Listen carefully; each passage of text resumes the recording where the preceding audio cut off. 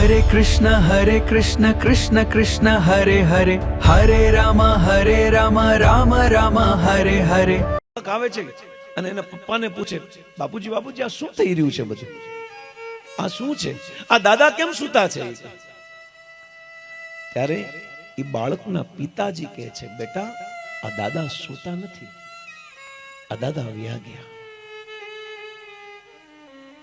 એ બાળક પોતાના પિતાજીને કહે છે, બાપુજી ખોટું બોલો છો, બાપા દાદા તો સૂતા છે, તમે એમ કયો કેમ કયો છો વ્યા ગયા છે? અરે તને ખબર ન પડે દાદા વ્યા ગયા છે? બાપા તમે ખોટું બોલો છો, દાદા સામે છે. હવે આ બાળકે એટલો સુંદર પ્રશ્ન કર્યો કે જે પ્રશ્ન જ આખી ભગવદ્ ગીતાને સમજાવી દે. આપણા શોક ને આપણા દુઃખ ને આ બધા છેદ ઉડાડી દે છે આ બાળકનો પ્રશ્ન જ. તો બેટા દાદા વ્યા ગયા છે. તો છોકરો કે દાદા વ્યા ગયા હોય તો સૂતું કોણ છે? એ મને જવાબ આપો. જો દાદા વ્યા ગયા છે તો સૂતું કોણ છે? અને સૂતું દાદા છે તો રોવાની શું જરૂર છે? એનો મતલબ દાદાને જે ચલાવવાળું જે તત્વ છે દાદાની અંદરથી નીકળી ગયું છે. એનો મતલબ આ શરીર તો પહેલેથી મૃત છે. किसने कहा शरीर जिंदा है? शरीर के अस्तित्व का कारण ही आत्मा है. અને આત્મા ही ભગવાનનો અંશ છે. અને ભગવાનનો અંશ જ્યારે આત્મા શરીરમાં પ્રવેશ કરે ને એટલે એ શરીરનું પોષણ થાય છે. જો દાદા વયા જ ગયા છે તો કઈ રડવાની જરૂર નથી, ગયા છે તો આવશે. અને સુતાઈ દાદા હોય તોય રડવાની જરૂર નથી, તો સુતા જ છે, ક્યાં ગયા છે? આજે જવા વાળું તત્વ જે છે ને, જવા વાળું તત્વ, અને ભગવાન શ્રી કૃષ્ણ આત્મા કહે છે. અને કુરાનમાં રૂહ કીધી છે અને બાઇબલમાં ને સોલ કીધા છે. આ ત્રણેય ધર્મ ગ્રંથમાં એક જ જવાબ છે, આત્મા છે. અને આત્માને ઓળખ્યા વગર આખી દુનિયાને ઓળખશો ને કોઈ કામનું નથી. ગૂગલ ખોલશો, તમારે જે જોતું એ બધું તમને મળી જશે, પણ આપણા મનમાં આપણા હૃદયમાં શું ચાલે છે ક્યારેક એનું પણ ગૂગલ ખોલો. આ દુનિયામાં બધું જોવા માટે આપણે બહુ ગૂગલ ખોલીને એડ્રેસ લીધા, પણ આ જીવાત્માએ શું કરવું જોઈએ, એને ક્યાં જવું જોઈએ, એના માટે પણ વ્યક્તિએ ગૂગલ ખોલીને પ્રશ્ન પૂછવાની જરૂર છે. અને વેદાંત સૂત્ર આને કહે છે અથાતો બ્રહ્મ જિજ્ઞાસુ. વેદાંત સૂત્રનું પેલું પરિભાષ સૂત્ર છે કે મનુષ્ય શરીર મળ્યા અને ક્લેશને હરતો જાય છે. આપણા ઘરમાં જ્યારે દુર્ઘટના બને એ પહેલો દિવસ લઈ લો અને વર્ષ પછીનો દિવસ લઈ લો, એમાં બહુ ચેન્જ આવી ગયો છે. કારણ કે સમય દુઃખના ઘાવને ભરે છે. પણ ભગવાન શ્રી કૃષ્ણ અર્જુનને કહે છે એ વ્યક્તિ ઓલરેડી પરફેક્ટ રહેવું જોઈએ. મનુષ્ય બન્યા પછી ભાગવત ભગવદ્ ગીતા અને રામાયણ વાંચીને એને સત્ય અસત્યનું ભાન થઈ જવું જોઈએ. શું સાચું છે શું ખોટું છે એને ખબર પડી જવી જોઈએ. બાકી માન મળ્યો છે. ગંગા સતી પાનબાઈ કહે છે આ શરીર બીજી વાર નહીં મળે. વીજળીને ચમકારે પાનબાઈ એ મોતીડા પરોને એ અચાનક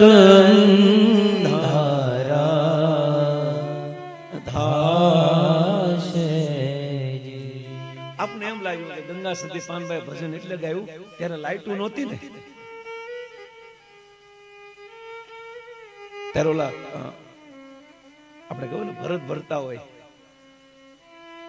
તો વીજળી ચમકારો ને ત્યારે જલ્દી આ મોતીડા પરવી લેજો, કારણ કે પછી વીયું જશે.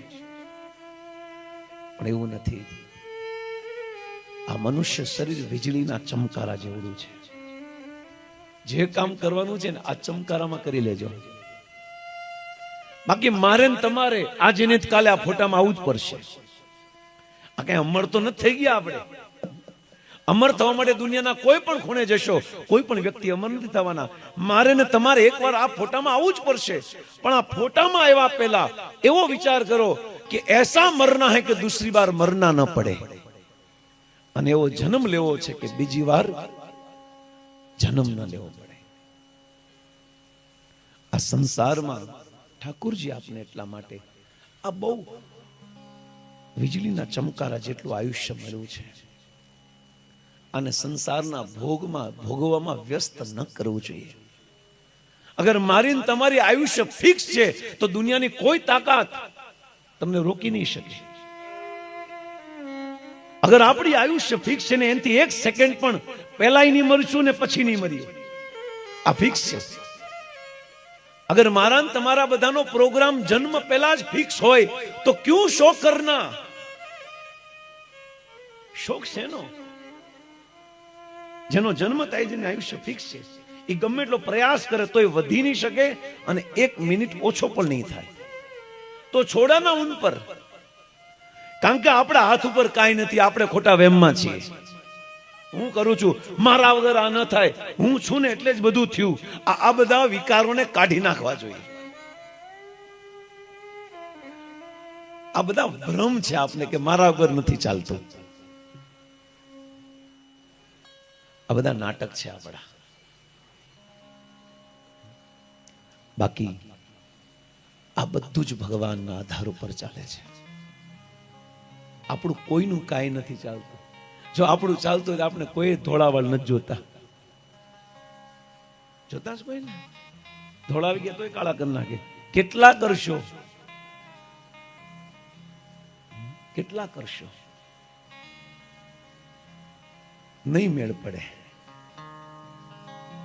નથી આપને એમ લાગે હું બધું ચલાવું છું, ખોટા વેમમાં છીએ આપણે કીધું થતું હોય તો આપણે બધા ધીરુભાઈ અંબાણીના ઘરે જ જન્મ લેવો છે.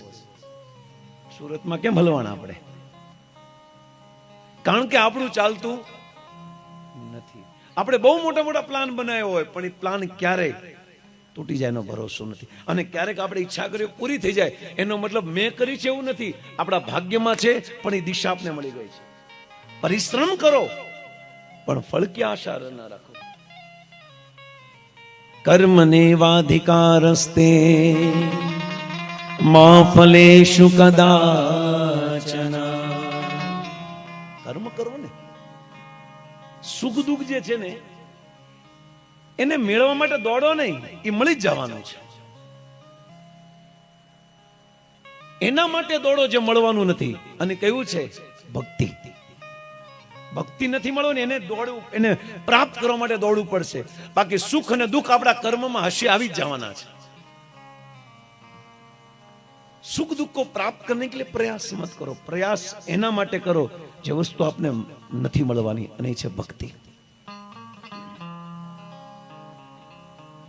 ભક્તિ રે કરવી જેને રાખ થઈને રહેવું રે, મિલું અંતરનું અભિમાન.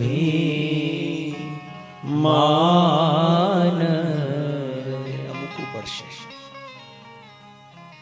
આ ભક્તિ બહુ મહત્વપૂર્ણ વસ્તુ છે. ભાગ્યમાં હશે એ આપને મળી જશે. उनके लिए व्यर्थ प्रयास करना, વધારે પડતો પ્રયાસ કરવો છે, વધારે પડતો પ્રયાસ નહીં પ્લીઝ. આપણો પ્રયાસ વધારે પડતો થઈ જાય છે.